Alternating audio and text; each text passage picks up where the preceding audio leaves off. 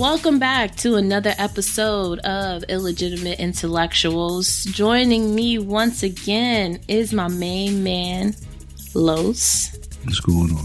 In today's episode, we're going to finish up the questions that we had started. So, everybody get comfortable, get your coffee, get your tea with cream, and your water, and let's chop it up.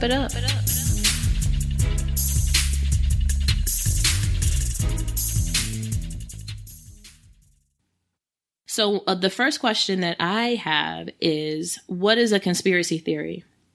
My definition of a conspiracy theory is a lot of suspicions surrounding things that don't seem to be true, things that are sketchy, and things that appear one way, but deep down, you know, there's like this is just funny. That's just like it's just not right. It's not right at all. That's my definition. I know it's not textbook, but that's... No, I mean, I think that's how most people frame their understanding of a conspiracy theory.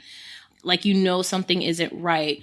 But what makes it interesting is that the term itself, when looking into it on like dictionary.com, thesaurus.com, they kind of undermine the word itself with the definition of the word, if that makes any sense. It's almost like we know you're a conspiracy theorist if you're reading this definition of conspiracy theory. Right. So it's almost like insulting to me anyway, because I don't consider myself a conspiracy theorist, because I feel like a lot of the things that we considered over the years to be conspiracy theories have in fact been verified to some degree. Right. And so that's what makes it interesting, some of the definitions that I have found. And to your point, what you said is actually somewhat how they explain conspiracy theory according to dictionary.com. The first definition is a theory that rejects the standard explanation for an event and instead credits a covert group or organization with carrying out a secret plot. See, so you giggled. That's about right. Right? That's what So, I mean, it goes on to say the second definition is a belief that a particular unexplained event was caused by such a covert group. Right. Lastly, they have here the idea that many important political events or economic and social trends are the products of deceptive plots that are largely unknown to the general public. That for me... That makes more... Yeah, that for me does it. Right. What I find to be interesting and what kind of undermines people who give credence to conspiracy theories is the covert group or organization carrying out a secret plot. To me, I think it is interesting that they would choose those words, because a conspiracy is a plot formed by a group of people who are trying to keep their plans secret. Right. So they use something to throw at us overtly while they're doing their thing covertly. Right. Exactly. That, to me, is what also validates most conspiracy theories, because when you look at them in hindsight, they do correlate with other major events. Well, they themselves might be a major event, but you'll notice that there is something that seemed to have been a bigger story at the same time. At the same time, and this kind that of overshadows it. Away. Yeah, exactly. Exactly. I remember when gas prices first started to really go up in the early 2000s. And I was watching the news. I want to say it was CNN. And you know how they have the tickler at the bottom and they have that. So on that, the thing that I had to read, there was no announcement for, I'm reading this. It's talking about how the price per barrel for gas has gone up tremendously, right? The headline story is Paris Hilton doing something. Like she couldn't figure out where the gas tank was on her car or something. It was something very irrelevant. irrelevant. Like, why is this news? Right. You know what I'm saying? Exactly. And so that's taking away from the fact that you're about to spend $2 at the gas tank when it used to be 99 cents. Right, exactly. So, and the conspiracy, the theory behind that is even deeper. Like, why were the prices going up? You know what I'm saying? So the story behind that goes even further. Right. So it's interesting when we really sit down and we ponder these words and how we use them in our modern society and in our modern language, because I feel like when my son gets older, or our children, because you have young children too, when they get older, the things that we have deemed to be conspiracy theories, they'll probably be in books that they'll read about in school. You mean as in the form of the distraction or the... No, in the form of, oh, this is what happened. What really happened. This is what really happened. I would like to think that that's true, but because the powers that be will never, ever, like, openly admit the things they do. Like, there'll be, okay, for example, there'll be someone, like, to write about the underlining things, just some conscious, awakened human being who, just ain't having it, as opposed to it being in a history book. True. All right, like, I think the last episode we discussed, the Tuskegee experiments and what they were really about. Right. Or Darwin's theory of evolution, what that was really about. True. You know what I mean? That'll never be in the history books. We have to dig for that. So, that's true. I have to agree with that. And really, the audience, even by definition, is the largely unknown to the general public. So the general public isn't necessarily in the know, and that is why they're able to go along with the cover story or the official story for a lot of the things that we've heard about. To me, if the news is reporting it, I need to go to a different source to figure out what really happened. Right. I don't trust anything that I see on the news. Why not? They wouldn't lie. You know what? You're right. They would never lie. It's just like the internet. You gotta believe it. Everything is there. That's true. So true. Which leads us to the next question, which is, what is a fact? So in researching, I went to several sources or dictionaries, and I used to have an old dictionary that I found at my dad's house. And it's interesting because I believe that dictionary, I want to say, was copyrighted in the early 80s. Was it Webster or Funk and Wagner? It was Webster. Okay. It was Webster. And it's interesting because I don't know if you've ever read the book 1984. Mm-mm. It's a really great book. It's short. But in the book, it follows a character who works at a government agency, and his whole job is manipulating printed articles. Really? So there's this ubiquitous war, and the sides keep changing. Mm-hmm. The point is that his job was to change facts. So he was basically Wikipedia. Yes. Okay. This book was made in like the 1940s. Right. So it's very interesting that George Orwell had the foresight that he did, because literally everything in that book has happened or is currently happening. To the point where it's banned in China. Whoa. You're not supposed to read it in China.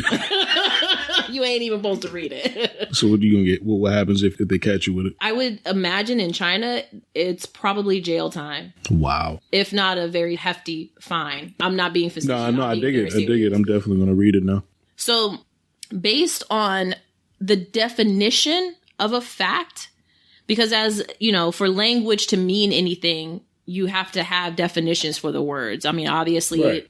People's opinion of it may be different, or your understanding of it may vary. But according to the Cambridge Dictionary, the meaning of a fact is something that is known to have happened or to exist, especially something for which proof exists or about which there is information. So to your point, if it's on Wikipedia, it can be altered. It could be altered, but just the simple fact that it's somewhere that can be searched makes it real. It's a fact. Right. It's on Wikipedia. It has to be true. It has to be true. Somebody put it on Wikipedia. Right. And in the course of us researching the Bill Gates, what did you find? So I think we were discussing how I believe he was being sued in India. Right. But then I found an article that stated that wasn't a fact. Right. And yet the narrative of that, because there are other facts or other information that seems to validate that, people ran with that. Like, I know people now that firmly believe that he's being sued by the high court in India. Right. And I'm not saying that can't happen. I most certainly believe that the crimes he's accused of, he did commit. What I don't believe is that there's a high court that actually, is prosecuting him in absentia. Also, like, he's not even there for them to actually do any kind of actual trial or prosecute him. And it's interesting because the more you kind of like dig into it, right? The definitions kind of change a little bit. They kind of contradict each other a little bit. Just a little. Mm-hmm. So on dictionary.com, their first definition of it is something that actually exists. Reality. They equate reality with fact. Like the sky is blue. Right. Something known to exist or to have happened, right? What I find interesting is the example that they give of it in a sentence. Space travel is now a fact. But the only verifiable evidence we have of that is from one organization named NASA. And no average person can verify their information. Right. You and I can't go to the moon and say, oh, yeah, it's real. So it's possible. Yeah, we up here. So I saw a video where one of the astronauts apparently called the president from the moon. Clear, no delay. Right? If I have a Zoom meeting right now with somebody 3 blocks from me, you'll get all kinds of onions. Right? Yeah. So many thousands of miles away. And mind you, the technology wasn't what we have right now. Nowhere near wasn't what we have right the now. advancement that it is now. That's just one issue that I'm now that I have with that. And mind you, so we know it wasn't a phone call, but even the radio, like whatever CB or whatever they were using. This is what I don't understand, right? It's weightless on the moon, right? You weightless out in space, right? You had a hard time walking. But you in dust. The dust weighs less than you. Why is that not all over the place? Exactly. Now, going back to our conversation from last time, a truth known by actual experience or observation, something known to be true, like evolution. It says scientists gather facts about plant growth. I mean, yes, plant growth, which you can actually observe. Right. But Darwin wrote a whole book about his observations. Now, correct me if I'm wrong, but he gave the reason as to why giraffes now have long necks, right? I'm not sure if he did that, but there are quite a few issues with evolution. One of them being, and I learned this from a scientist that I used to like to watch on YouTube. His name is Kent Hovind. He's a funny guy, but he posed the question. He used to travel in the early 2000s and the late 90s, kind of like debunking evolution. And two of the things that he would always ask people is the termite, right, eats wood, but it has an even smaller animal inside of it that digests the wood. So they don't themselves can't process the wood, right? So which one happened first? The thing that lives inside of the termite or the termite? Yeah, no, you're not asking me. But you see what I'm saying? Yeah. Like that's a darn good question. That is a darn good question. Right. Also, that's deeper than the chicken or the egg. Did you know that woodpeckers have a tongue that can literally wrap around their head? Who's not aware of that? So yeah, it's pretty cool. But what is the species that came before the woodpecker? You know, like what did the woodpecker evolve from? Right. I don't know. And that's the thing. Neither does he. Because why? What would this? You would have a skeleton that had like grooves. I would imagine from the tongue being wrapped around it. but where is that? Right. Like where are the remains or the proof that something existed in between? Sometimes they say birds are the oldest living dinosaurs, right? Sometimes they say lizards are the oldest living dinosaurs. Birds and lizards aren't the same species. So how they...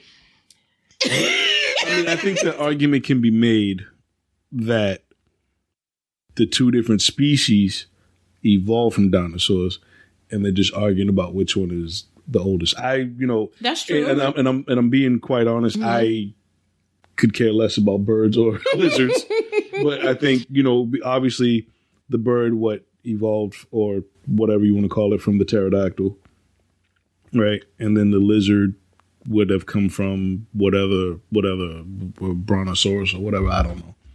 But they're two different types of dinosaurs. They're just not knowing which one is older. So okay. I see your point, mm-hmm. but I'm saying that's probably where they're coming from. Yeah, it might be. Okay, so the Big Bang, right, at one point was super duper big. Like it was like so many gazillion miles big when the theory first started, right? Now they're saying that the combustion came from a point that's smaller than the period at the end of a sentence. So they started off this big. Right, it was huge. It was all over the massive, the galaxy, yeah, whatever. All of that it got even bigger. Hence the term bang. Right. But now they're saying that all of that energy was super duper compressed into a period size thing. And it was too much pressure. And then bang. Where are they getting this stuff though? Like facts. I see what you did there. That change over time. Remember when we were in school and Pluto was a planet? No, it's not now. It's a moon even. So, facts.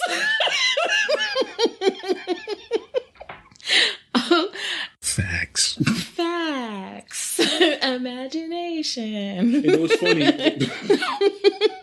It's funny how we're saying facts, right? Now that's become like... That is the tagline on social media, right? And when I use it on social media, I actually spell it F-A-X. Mm. And I was doing that prior to the research that we're doing, which is interesting because facts, F-A-X, is short for facsimile, which is copy. To, send. Right. Yeah. But also it's something is a facsimile of something. So, you know what I'm saying? The story changes. It's not original. It can't be factual. And if you break that word facsimile down, simile. Bang, bang. Bum. Okay. Furthermore, I've had my foray into the legal system. And in the legal system, where you would think evidence, proof right. facts would mean the most outside of science and medicine. Something objective. Right. You need something that's, irrefutable. Facts. Right? Facts. That is where it gets the murkiest. Right. In all these arenas, actually, medical, new changes all the time. All this stuff we still don't know why people yawn. Right. Right. There's, just these random places where science, we see the facts change constantly, all the time. And in law, the definition on dictionary.com is often facts, comma, an actual or alleged event or circumstance as distinguished from its legal effect or consequence. So basically what this says is that it's only as real as you can prove it to be. Right. So it's like it doesn't matter what you know or what's going down. It's all what you can prove. So the event is alleged. It says actual or alleged. So unless you can prove it, it didn't happen.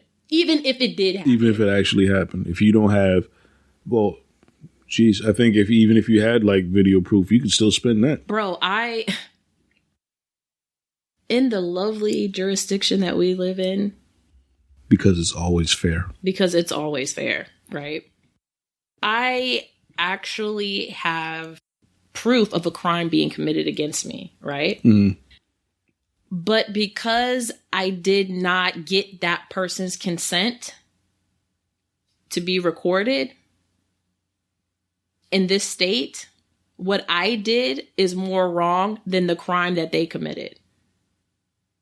So the penalty for me recording a crime being committed against me is greater than the crime that was committed against me. Like a video recording? Audio. Oh, yeah. That's rotten. I know that law.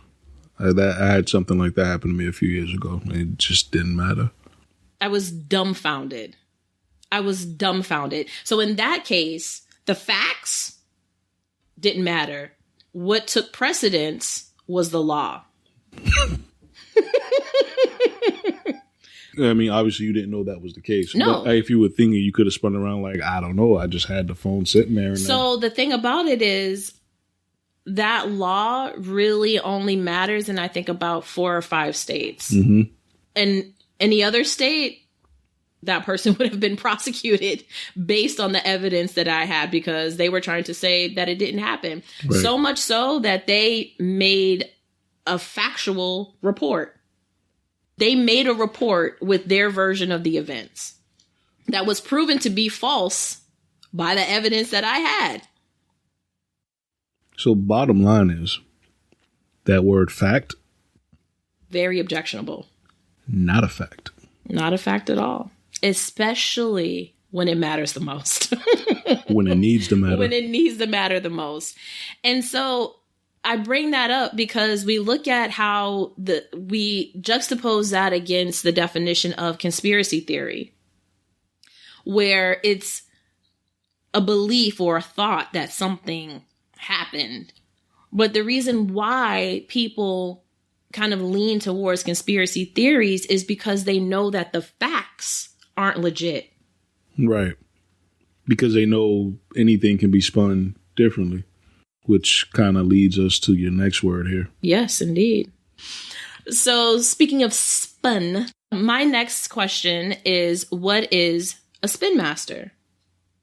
And what is your definition of a spin master? I would say a spin master is someone who manipulates situations, manipulates facts for their own advantage. Basically, they do things to their advantage, make things seem one way when they're actually the other, in order for them to either be correct, win, or whatever it is they're trying to gain at the time. Yo, right out of the park. So one of the reasons why Spin Master kind of like captured my attention again is because I have a toddler son. He's 4. And he asked me if he could watch a certain show that he watches at his father's house. It's on a channel that I don't really endorse, but I used to watch myself as a kid. Okay. So at the end of the show, this animated cartoon show, I noticed that it is produced by Spin Master. That's the name of the production company? Yes. Google, Spin Master. I use DuckDuckGo. But if you use Google, the first things that pop up are Spin Master toys. They make a great deal of children's toys, right? Right. So when looking up the definition of Spin Master, stock price is actually going down right now. As it should. And the headquarters is in Toronto. Is in Canada, yep. So I couldn't find the definition for Spin Master because, ironically, it seems like it is very closely affiliated with this company, which must be huge considering the toys and the shows that it is responsible for producing. But what I did find was the definition of Spin Meister, Meister, like a German spelling. And what'd you get? And Spin Doctor, right? Because I have a definition on Google. What'd you get on Google? One who spins or puts a spin on political media stories so as to give something a favorable advantage apparent. Mm-hmm. Then it could then spin doctor, spin merchant, spin master, synonyms and stuff. Right. What I got from the Cambridge Dictionary, which was the first definition that I came across, is someone whose job is to make ideas, events, etc. seem better than they really are, especially in politics, right?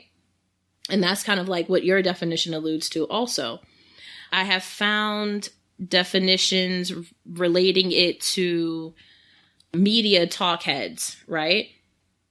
But that's not the definition that I remember.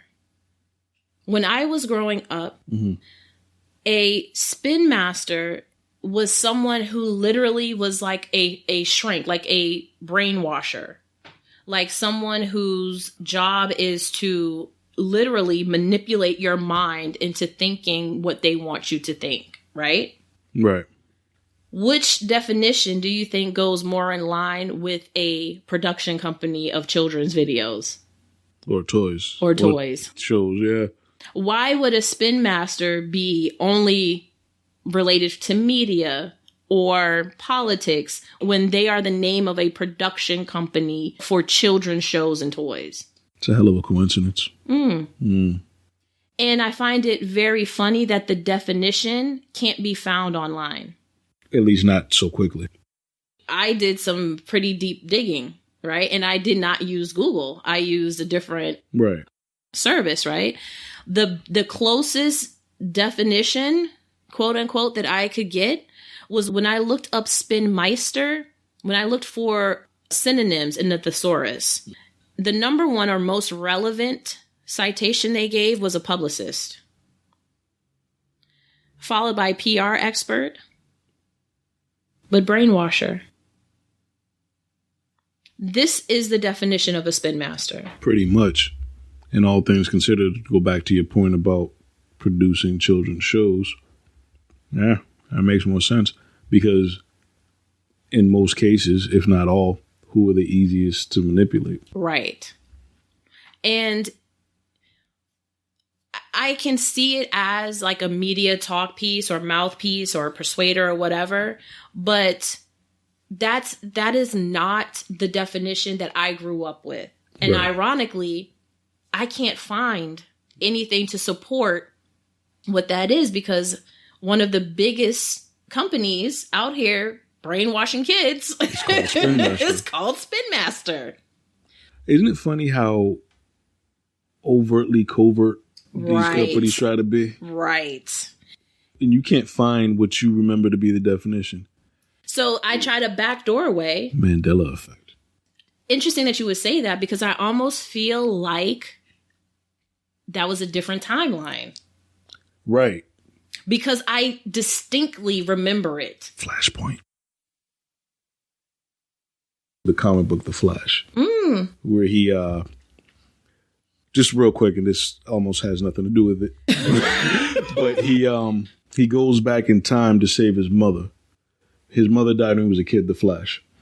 And he goes back in time to save his mother, but in doing so, he created an alternate timeline. So, for example, he just messed up everything. So it wasn't Bruce Wayne's parents who died in the alley. It was Bruce himself. His dad becomes Batman, and Bruce Wayne's mom becomes the Joker. Shut up! I kid you not.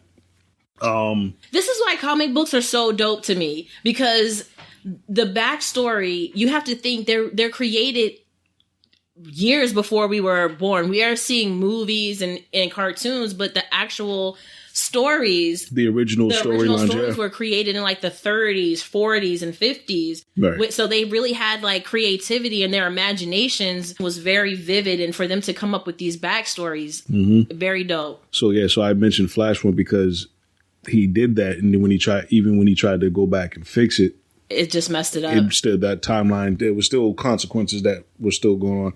Certain things got fixed, other things didn't. My point for bringing that up is this kind of happens in real life. No one's running to the speed of light back in time. But what I'm saying is we have situations where you can't find the definition of Spin Master that you grew up with. Right. All of a sudden, all these things are happening. Things have changed. And now all of a sudden that original, what you said was like an alternate timeline, everything's disappeared. But if I were to stress the point too much, I'd be crazy. Right. Or the obsessive. Or nuts or something.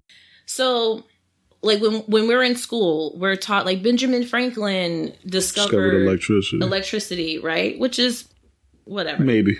Right. Why he lived after the fact is beyond me. But, I've seen people get electrocuted and survive, so whatever. But to me, also, too, it's very specific that you would choose a key on a string in a lightning storm on a kite. Like, to me, that just seems a little... Yes, you're a genius, but come on. But my point is that when you look at the accomplishments of Tesla, they take anything that Ben Franklin would have done all the way to the max. Right? And yet our kids aren't taught about the things that he learned, the things that he discovered and found. Right? Mm-hmm. One of the people that continued his work is Donald Trump's uncle. Mind blown emoji. Like they work together. Where did you get that? Stay tuned for the next episode of Illegitimate Intellectuals. It's your girl, Miss KK, and my main man, Los. And we're out, y'all.